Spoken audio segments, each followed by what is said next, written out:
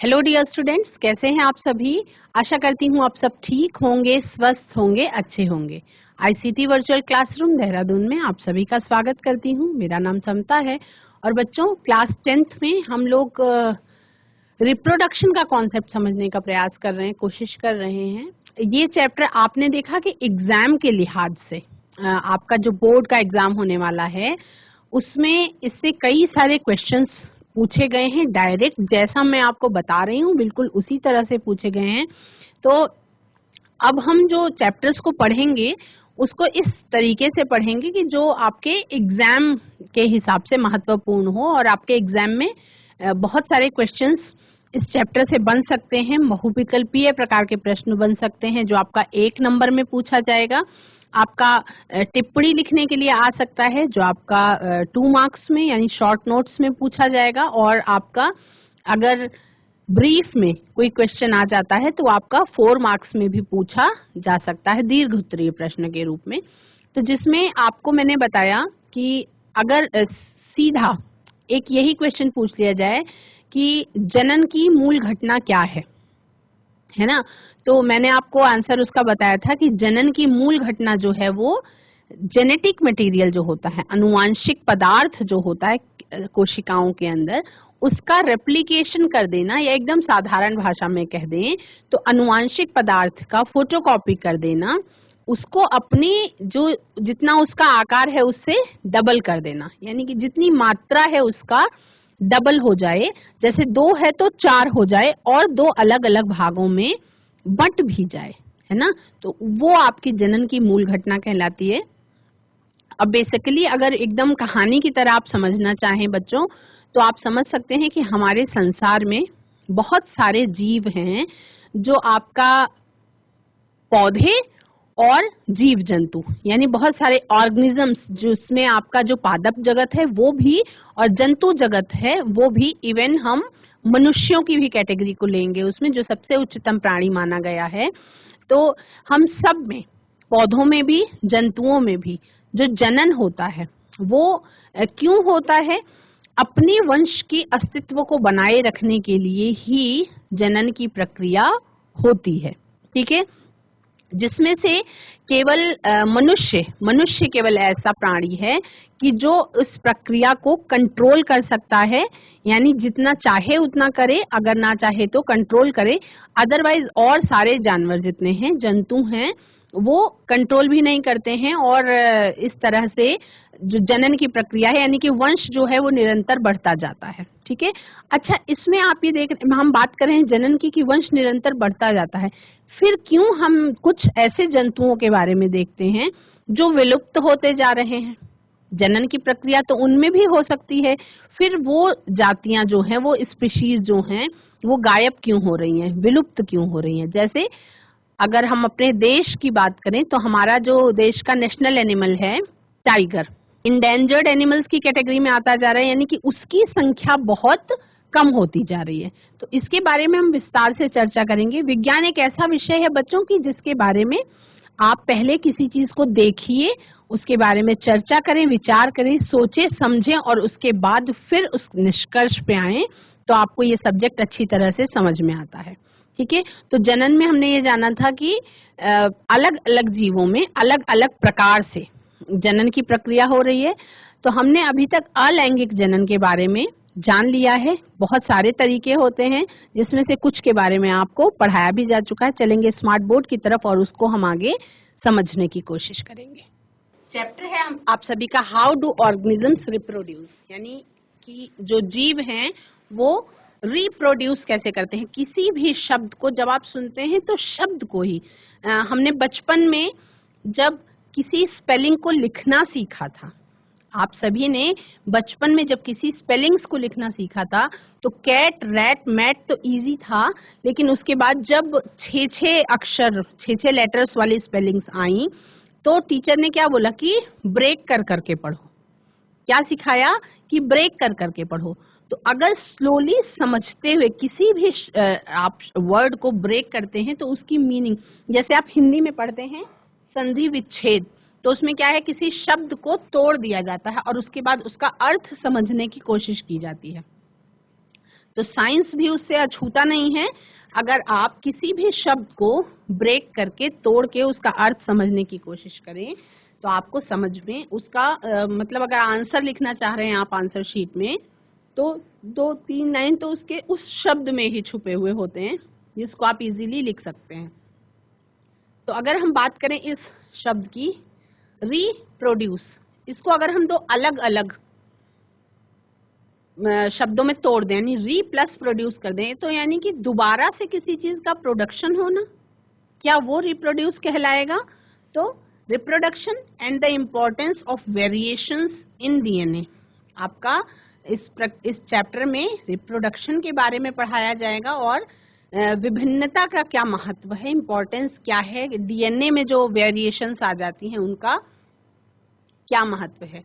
Do all living organisms reproduce, क्या सभी के सभी जीव जो सजीव हैं वो रिप्रोड्यूस करते हैं? और क्यों जो संतानें होती हैं वो अपने पेरेंट्स से मिलती जुलती होती हैं? क्यों जैसे हमारे पेरेंट्स के पास 2 हाथ है, 2 पाँव है, 2 आंखें हैं, एक मुंह है, नाक है, कान है, तो क्यों हमारे पास भी वैसा ही है ना? ऐसा तो नहीं है ना कि पेरेंट्स के पास 2 हाथ हैं, 2 पैर हैं और हमारे पास हाथ नहीं है, हम 4 पैरों वाले हैं, ऐसा तो नहीं है। यानी कि जो कोई भी पेरेंट्स हैं, कोई भी मात्र कोशिका है, वो अपने ही जैसी नई कोशिका को जन्म देती है। उसी तरह से कोई भी जीव अपने जैसे जीव को ही उत्पन्न कर सकता है। जैसे कुत्ता कुत्तों को ही जन्म देगा, अगर टाइगर टाइग्रेस है तो वो टाइगर्स को ही जन्म देंगे, उसी तरह से मनुष्य जो है वो मनुष्यों को ही जन्म दे सकते हैं। ठीक है, तो does reproduction always involve the participation of 2 parents, क्या रिप्रोडक्शन की प्रक्रिया ऐसी है जहाँ पे केवल हमेशा ही 2 पेरेंट्स का पार्टिसिपेशन जरूरी है? तो उसके बारे में समझेंगे कि कुछ हम पिछले सेशंस में पढ़ चुके हैं कि कुछ जनन की प्रक्रिया इस प्रकार से भी होती है। जैसे अगर मनुष्यों की उत्पत्ति होनी है, अगर हमारे मनुष्यों में नए शिशु का आगमन होना है तो उसमें 2 पेरेंट्स का होना जरूरी है, यानी कि माता के साथ साथ पिता का होना भी जरूरी है। मदर और फादर दोनों के पार्टिसिपेशन से बच्चे होते हैं। लेकिन कुछ ऐसे ऑर्गेनिजम्स भी हैं जिनमें 2 पेरेंट्स का पार्टिसिपेशन जरूरी नहीं होता। ठीक है, अब हम जानेंगे reproduction is a characteristic feature of all living organisms, एक कैरेक्टरिस्टिक फीचर है सभी सजीवों का। It involves the creation of organelles, cells or organisms of the same kind. और ये किससे जुड़ा हुआ है? बहुत सारी कोशिकाएं और जीव एक ही तरीके के जीवों को का नया क्रिएशन करने से ये जुड़ा हुआ है। Reproduction is necessary for the survival of a particular species, जिसके बारे में हम बात कर चुके कि जो जनन की प्रक्रिया है वो क्यों जरूरी है? क्योंकि एक पर्टिकुलर स्पीसीज का अस्तित्व बनाए रखने के लिए, जिसके बारे में हमने पहले भी चर्चा की थी बच्चों की। बहुत टाइम पहले अगर मान लीजिए आम का पेड़ अस्तित्व में आया, लेकिन हम तो पृथ्वी कब बनी, कब आम का पेड़ अस्तित्व में आया होगा, और हम अभी भी आम खा रहे हैं और हम ये आशा करते हैं कि हमारी अगली पीढ़ियां भी आम खाने को पाएंगी। तो मतलब क्यों? आम का पेड़ एक ही पेड़ था, अपना जीवन काल समाप्त करके खत्म हो गया होता। अगर कोई दूसरा आम का पेड़ ना बनता तो आम खाने को नहीं मिलते वर्षों वर्षों तक। तो क्या किसी भी जाति विशेष को अपना अस्तित्व बनाए रखने के लिए किसकी जरूरत होती है? रिप्रोडक्शन की। और ये क्या है? एक बहुत ही प्राकृतिक या नेचुरल प्रोसेस है। During reproduction, the information for inheritance of characteristics is passed on from the parents to the offsprings in the form of DNA, यानी कि आपका अनुवांशिक पदार्थ, जेनेटिक मटेरियल, डीऑक्सीराइबोन्यूक्लिक एसिड। हम क्यों आम के पेड़ में हमेशा आम लगा हुआ देखते हैं? हम क्यों अमरूद के पेड़ में आम लगा हुआ नहीं देखते? या हम क्यों नींबू के पेड़ में संतरा नहीं उगा पाते हैं, या संतरे के पेड़ में नींबू क्यों नहीं उगता है ना? तो इन सब क्वेश्चंस का आंसर जो है वो इस डीएनए के अंदर छुपा हुआ है। डीएनए क्या होता है? Deoxyribonucleic acid is a genetic material found in the chromosomes which are present in the nucleus of a cell. 9th class में जब हम सेल के बारे में पढ़ रहे थे तो बहुत विस्तार में हमने पढ़ा था कि एक कोशिका के अंदर क्या होता है, न्यूक्लियस, केंद्रक होता है, और केंद्रक के अंदर क्या मौजूद होता है, जेनेटिक मटेरियल क्रोमैटिन फाइबर्स के रूप में, यानी कि बहुत उलझे हुए धागों जैसी संरचना के रूप में मौजूद होता है।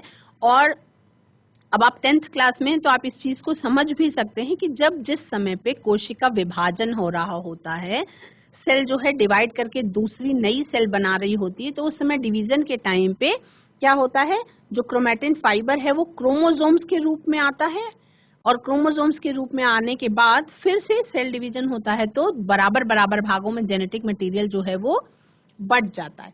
ठीक है, तो जेनेटिक मटेरियल को ही हम क्या कहते हैं, अनुवांशिक पदार्थ, यानी एक ऐसा पदार्थ जिससे वो सारे गुण जो किसी भी बच्चे में जन्मजात हैं, दिखाई पड़ रहे हैं या अंदर छुपे हुए हैं, सारे के सारे गुण, उसके शारीरिक गुण, मानसिक गुण और सामाजिक गुण, यानी व्यवहार उसका कैसा है वो भी जीन्स में ही छुपा हुआ होता है।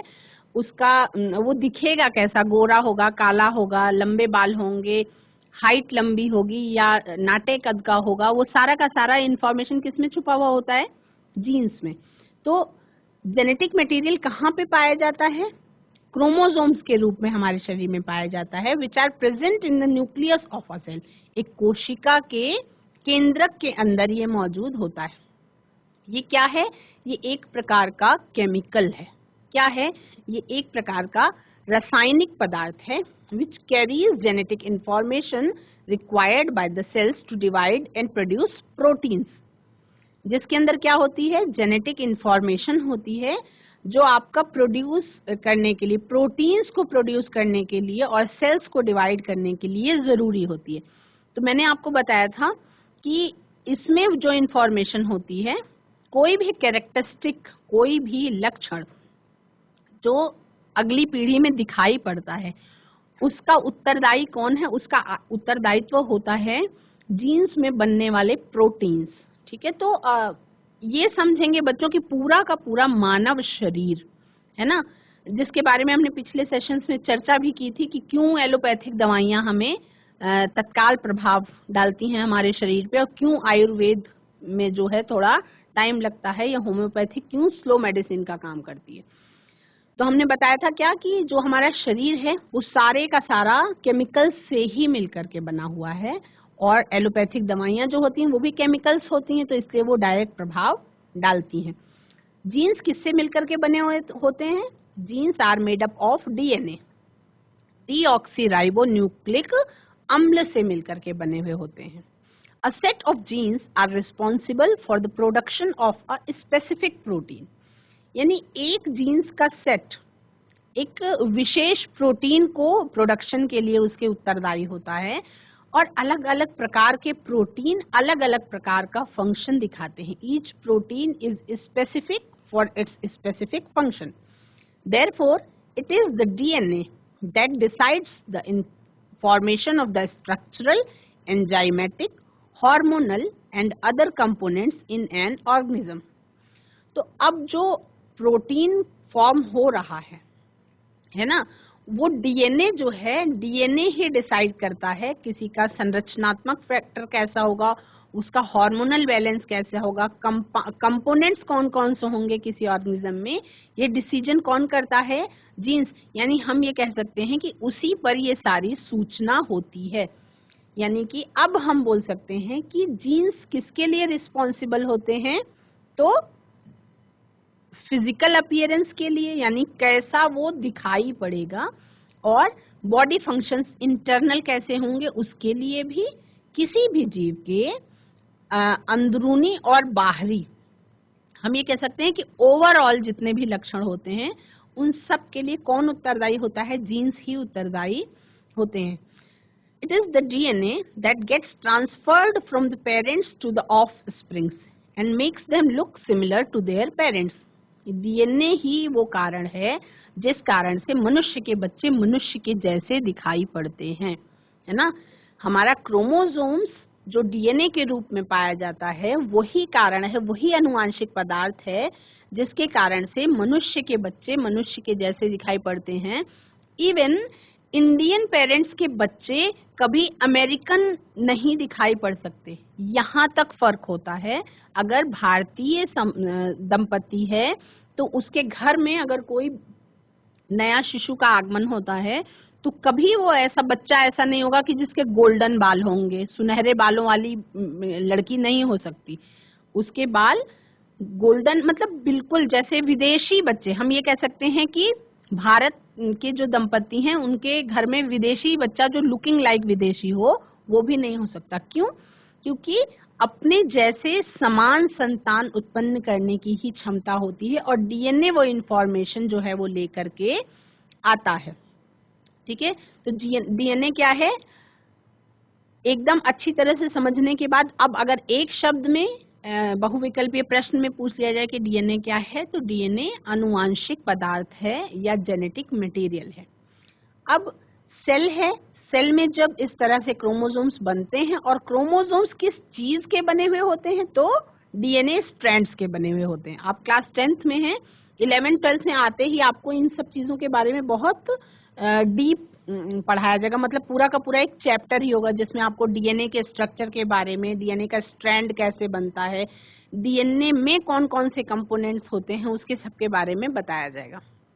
लेकिन अभी आप समझेंगे the reproducing cells produce a copy of DNA through some chemical reactions, यानी कुछ रासायनिक अभिक्रियाओं के बाद डीएनए जो है अपने जैसी फोटोकॉपी बना लेता है ना। उसको सामान्य शब्दों में हम समझेंगे कि तो अपने जैसे मूल प्रति की फोटोकॉपी बनाते जाता है। ठीक है, तो हमने कल बात करी थी कि जैसे मूल प्रति का जब हम कभी फोटोस्टेट कराने जाते हैं तो कभी कभार क्या होता है कि कोई वर्ड्स इंक कम होने के कारण कोई वर्ड्स कम छपे या इंक ज्यादा होने के कारण थोड़ा सा ज्यादा हो गए, तो या तो कमी हो गई या क्या हो गया, एक्सेस हो गया। तो this in turn results in the formation of two copies of DNA. Now these copies need to be separated from each other. The newly formed copy of DNA cannot be simply pushed out as it lacks an organized cellular structure. Hence, the copying of DNA always takes place with the creation of an additional cellular structure. This process is then followed by the division of a single cell to form two cells. यानी कि सामान्य शब्दों में हम समझेंगे कि एक cell में जब डीएनए का रेप्लिकेशन हो गया तो उसके बाद सेल का भी एक सेल का दो भागों में बंट जाना या एक सेल से नई दो सेल्स का निर्माण हो जाना भी जरूरी है। ठीक है, इसका केवल इतना सा मतलब है ना। तो हम पढ़ रहे हैं किसके, जेनेटिक मटेरियल या डीएनए के बारे में। तो डीएनए के बारे में आपने ये समझा कि 4-5 पॉइंट्स, कोई भी कोशिका के अंदर केंद्रक होता है और केंद्रक के अंदर क्या मौजूद होता है, जेनेटिक मटेरियल यानी कि अनुवांशिक पदार्थ मौजूद होता है। उसके वो किस चीज से बना हुआ होता है, डीएनए से। डीएनए का फुल फॉर्म क्या है, डीऑक्सीराइबोन्यूक्लिक अम्ल इसका फुल फॉर्म है। इसके बारे में विस्तार से बड़ी क्लासेस में आपको पढ़ाया जाएगा। तो उसमें क्या होता है, डीएनए का रेप्लिकेशन, यानी डीएनए अपनी प्रतिकृतियां बनाता है, या हम बिल्कुल सामान्य भाषा में कह सकते हैं कि अपनी वो फोटोकॉपीज बनाता है। और फोटोकॉपीज के पेजेस आपस में जुड़े हुए हैं, तो उन पेजेस को अलग करने के लिए पूरे के पूरे सेल को क्या होना पड़ता है, पहले न्यूक्लियस 2 भाग में डिवाइड होता है, उसके बाद सेल भी 2 भाग में डिवाइड हो जाती है। तो एक सेल से 2 सेल का निर्माण हो जाता है ना। तो क्या हो जाता है, division of a single cell to form 2 cells, यानी एक सेल से, एक कोशिका से 2 कोशिका का निर्माण हो जाता है। अब इसमें एक्सोलॉट्स, मैक्सिकन सैलामेंडर जो है वो capable of reproducing at 12 months of age, यानी जब उसकी एज 12 मंथ्स की होती तभी वो रिप्रोडक्शन के लिए रेडी हो जाती है। ये अलग से इंफॉर्मेशन है, आपका पूछा नहीं जाएगा कभी भी एग्जाम में। वेरिएशंस यानी विभिन्नता क्या होती है, DNA carries genetic material and passes it from the parents to the offsprings, but are we similar to our parents in all aspects. क्या हम सभी हर तरीके से क्या अपने पेरेंट्स के एकदम एक समान हैं?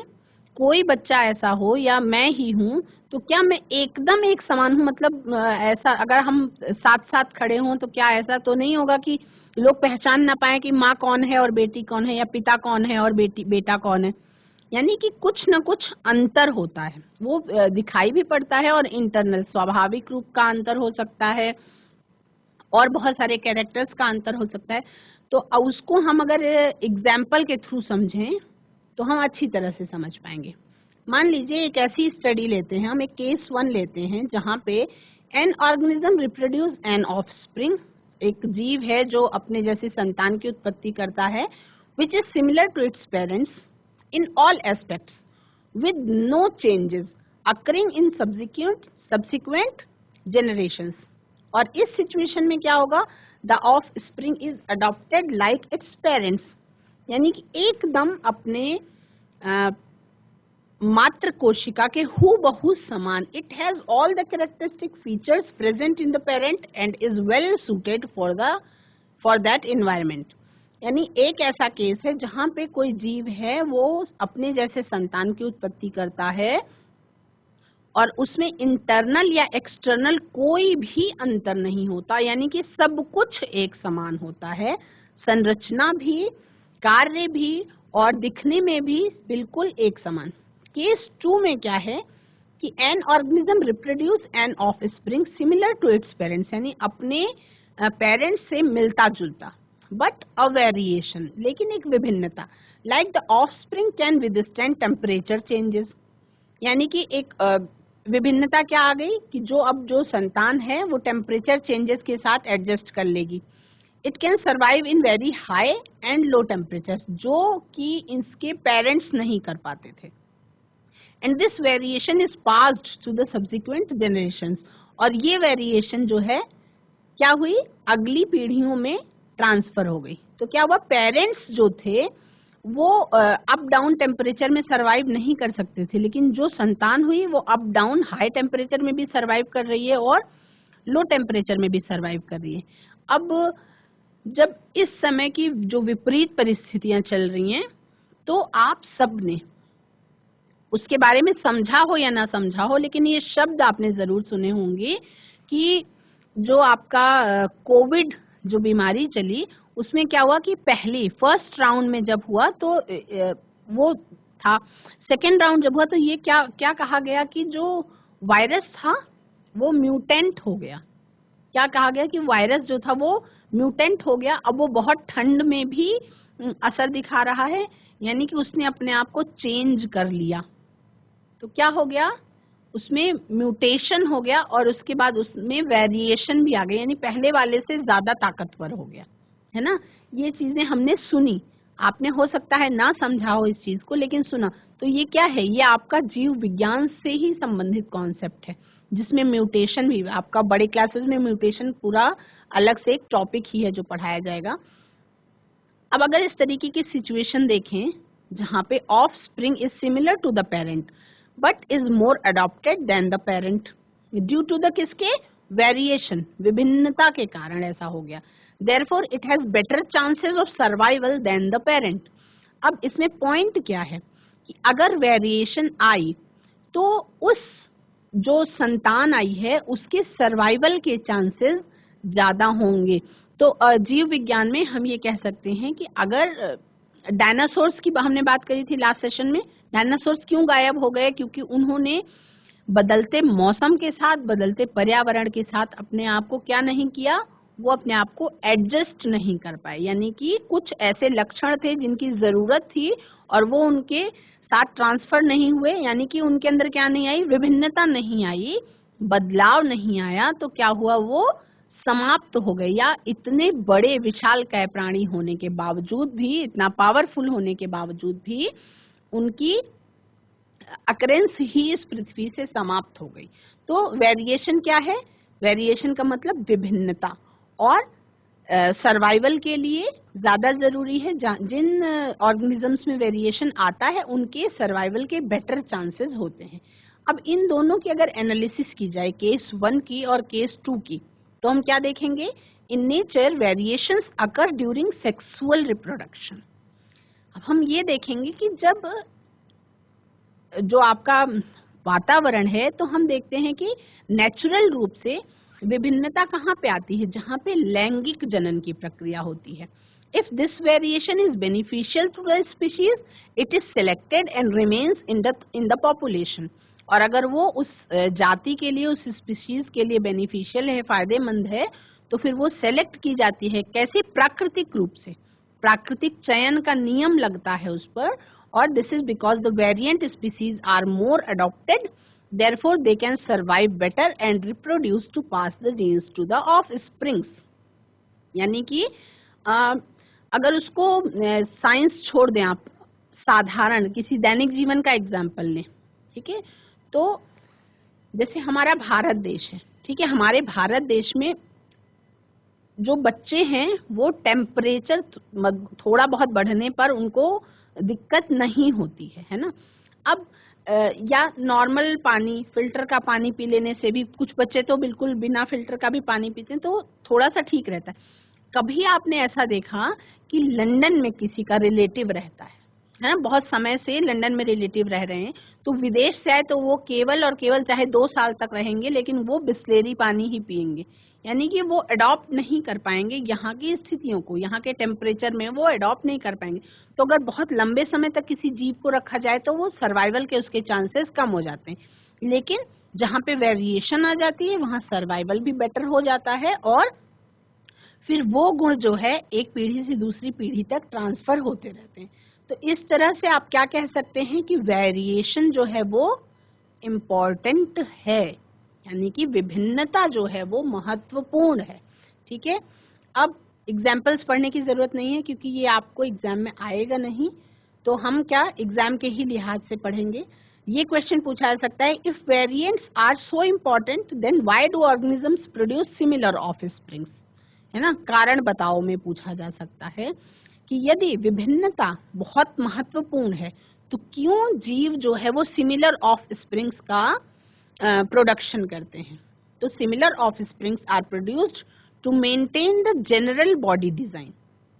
This needs to be done so that the organism is able to occupy the same habitat. Since the organism is best adapted for that habitat, this is the reason why all fishes live only in water and all humans live only on land. मतलब संतानों में बहुत सारी similarity होना भी जरूरी है। क्यों? क्योंकि अगर सिमिलैरिटी नहीं होगी तो एग्जाम्पल देखो कितना गहरा एग्जाम्पल दिया है कि फिशेस जो हैं उनको सबको, चाहे जिस प्रकार के फिश हो, उसको रहने के लिए पानी की जरूरत है, यानी पानी में ही रह सकती है मछलियां, और इंसान जो है उनको जीवित रहने के लिए वो लैंड पर ही जीवित रह सकते हैं, यानी कि धरा पर ही जीवित रह सकते हैं। कभी ऐसा नहीं हो सकता। सिमिलैरिटीज होना मतलब वेरिएशन होना जरूरी है। तो क्यों एक जैसी थोड़ा सा समान होते हैं? क्योंकि भाई इंसान तो पानी में नहीं रह सकता और मछलियां जो हैं वो जमीन पर नहीं रह सकती है ना। तो we know that variations that are beneficial to the population are passed on to the next generation. अब इसमें मैं क्या कह रही हूँ कि चूंकि reproduction is a very natural process, तो जो कुछ भी होता है वो प्राकृतिक रूप से होता है। अब प्रकृति चयन करती है कि कौन सी सिम्टम को, कौन से लक्षण को नेक्स्ट जनरेशन में पास ऑन करना है। तो how does nature select only beneficial variations? कैसे प्रकृति बिना किसी ह्यूमन हेल्प के किस तरह से प्रकृति बेनिफिशियल वेरिएशंस को ही आगे सेलेक्ट करती है, आगे ट्रांसफर करने के लिए। What happens to the variations that are not beneficial, यानी कि जो फायदेमंद है वो आगे ले जाया जाएगा और वो जो नुकसानदायी है वो सेलेक्ट नहीं किया जाएगा, है ना। तो variations in nature are random. Variations जो है प्रकृति में वो रैंडम होते हैं, विभिन्नताएं जो होती हैं। Both positive and negative variations में अकर, है ना, पॉजिटिव वेरिएशन भी पाई जा सकती है और नेगेटिव भी, यानी अच्छी भी और बुरी भी। However, only positive or beneficial variations are retained. अब उसको हम एक साधारण अगर एग्जाम्पल के थ्रू देखें तो अच्छी चीजें ज्यादा समय तक टिकती हैं, एक लाइन में समझ सकते हैं उसको। This is because the variant species are more adopted, can survive better and can reproduce to pass the genes to the offspring. यानी हम ये कह सकते हैं कि मान लीजिए कोई पौधा है और उसकी डालें हरी हैं, है ना, तो उसके अंदर क्या होगा, जब हवा चलेगी, बहुत तेज आंधी आई मान लीजिए, तो हवा जब चल रही है तो हवा के साथ साथ बहाव हुआ और कुछ पेड़ हैं जो बचे रह गए और कुछ पेड़ क्या हो गए, उखड़ गए, गिर गए या टूट गए। तो मतलब क्या हुआ, जिन्होंने आंधी के साथ, आंधी के स्वभाव को अडॉप्ट किया, उसके साथ एडजस्ट किया, वो बचे रह गए, और जिन्होंने नहीं एडजस्ट किया वो गायब हो गए। तो जो पॉजिटिव वेरिएशंस होते हैं, जो हम ये कह सकते हैं कि जो नेचर के लिए अच्छे हैं, वो एडॉप्टिव ज्यादा होते हैं, सरवाइव ज्यादा करते हैं, और इसलिए वो एक जनरेशन से दूसरी जनरेशन तक पास आउट होते जाते हैं। ठीक है, the individual is not fit and can not survive. जो फिट नहीं है वो सर्वाइव नहीं कर सकता। जैसे कि एक हरा भरा पेड़ और एक सूखा पेड़, जो हरा भरा पेड़ है वो आंधी में भी बचा रहेगा, सरवाइव कर लेगा क्योंकि उसकी जड़ें मजबूत हैं, और अगर पेड़ सूख चुका है तो क्या होगा, सरवाइव नहीं कर पाएगा और आंधी आने के साथ ही वो उखड़ जाएगा। Therefore, it cannot pass the genes to the next generation. और जब ऐसा है खुद ही खत्म, तो नेक्स्ट जनरेशन को अपनी जीन्स का पास आउट नहीं कर सकता।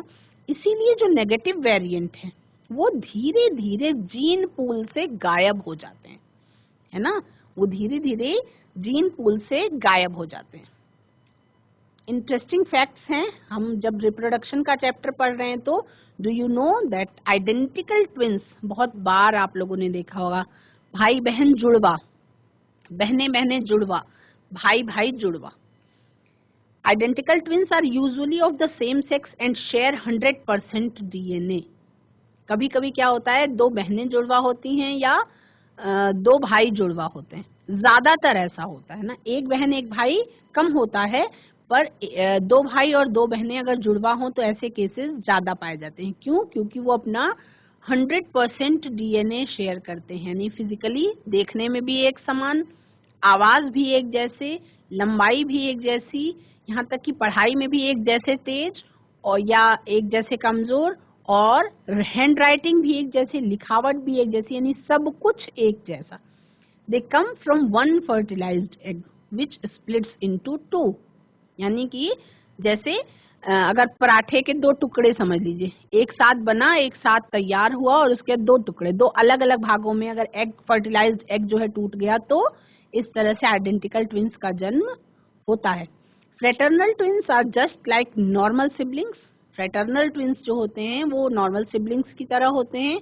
दे come from 2 separate eggs fertilized by 2 sperms and share 50% of their DNA। यानी कि ये जो जुड़वा वाला कॉन्सेप्ट है बच्चों, ये भी एक टॉपिक है आपका, क्लास 12th में जाके है ये टॉपिक। तो इसमें भी आपको समझाया जाएगा कि ट्विंस भी कितने प्रकार के होते हैं, क्यों कुछ ट्विंस होते हैं जो एकदम एक समान दिखाई पड़ते हैं, स्वभाव में भी, स्ट्रक्चर में भी, फिजिकल बिहेवियर और बिहेवियर में भी, और कुछ जो हैं वो एक समान नहीं होते हैं। अब इम्पोर्टेंस रिप्रोडक्शन का क्या है, आप सभी को पता है, reproduction is essential for continuation of species, यानी जाति की निरंतरता को बनाए रखने के लिए इस सबसे ज्यादा जरूरी है। Without reproduction a particular species will not exist for a long time. आपने बहुत बार सुना होगा कि कोई कपल ऐसा है जिनके पास बच्चे नहीं हैं, तो हम ये कहते हैं जनरल भाषा में कि इनका वंश आगे नहीं चलेगा। तो मतलब ह्यूमंस तो रहेंगे दुनिया में, लेकिन पर्टिकुलर उस पेरेंट का वंश आगे नहीं चलेगा, यानी कि उनका जीन जो है वो ट्रांसफर नहीं होगा अगली पीढ़ी में। तो इसलिए जरूरी है। बच्चों आज की क्लास में इतना ही।